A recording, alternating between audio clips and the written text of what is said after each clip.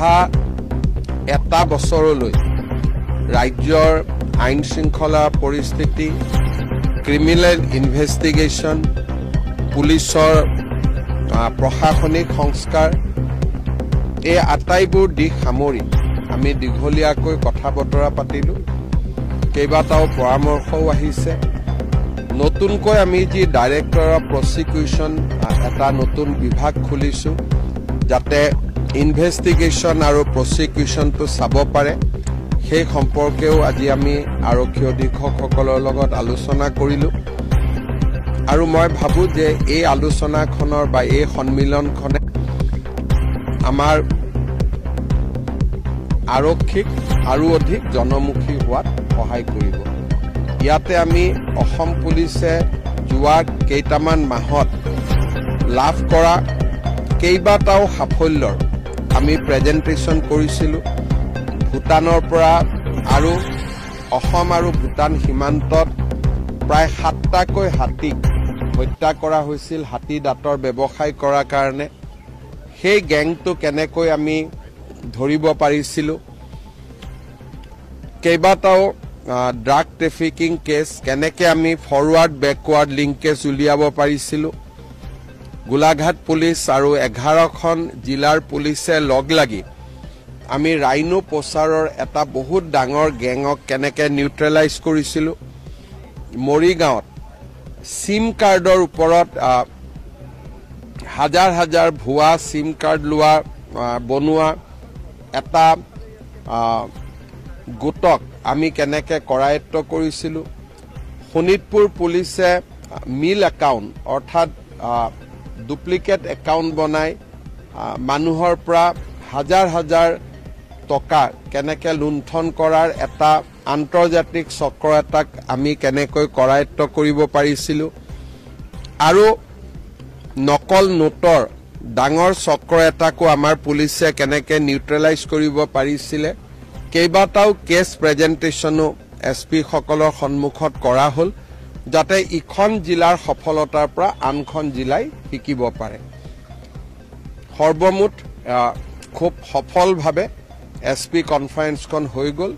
আৰু মই ভাবোঁ যে ইয়াৰ ফলত আকৌ এবাৰ কৈছোঁ যে আৰক্ষীক জনমুখী, তৎপৰ আৰু সক্ৰিয় কৰাত আমি যথেষ্ট উপকৃত হ'ম।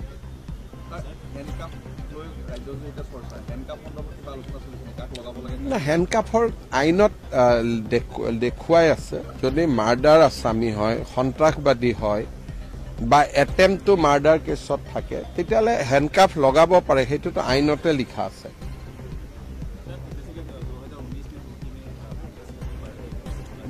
मैं अभी तो आपको SP कॉन्फ्रेंस का बारे में ही बुलाया, अभी तुर्की तक मत लेके जाओ।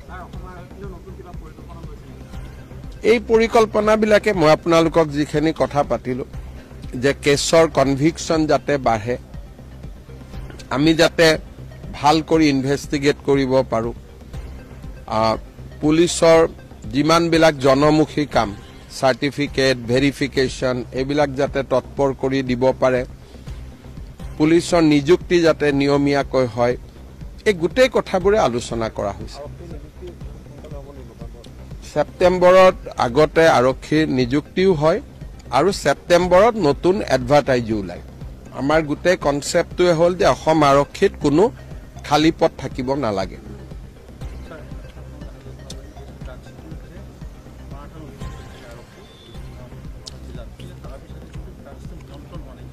ড্ৰাগছ নিয়ন্ত্ৰণ হ'বই নোৱাৰে, কাৰণ ই এটা বহুত ডাঙৰ চক্ৰ। মণিপুৰত আপোনালোকে জানে, ম্যানমাৰত জানে, হাজাৰ হাজাৰ বিঘা মাটি পপি কাল্টিভেশ্যনত আছে। গতিকে এই যুঁজটো দীৰ্ঘদিনীয়া যুঁজ, এইটো এটা দুটা দিনত জিকিব পৰা যুঁজ নহয়। ই দীৰ্ঘদিন ধৰি তাক লাগি থাকিব লাগিব। 10 বছৰ 20 বছৰ আপুনি সংগ্ৰাম কৰি থাকিব লাগিব। ড্ৰাগছটো এনেকুৱা বস্তু, সামান্য পেকেট এটা পকেটত লৈ আহিব, কোনেতো সন্দেহো নকৰে।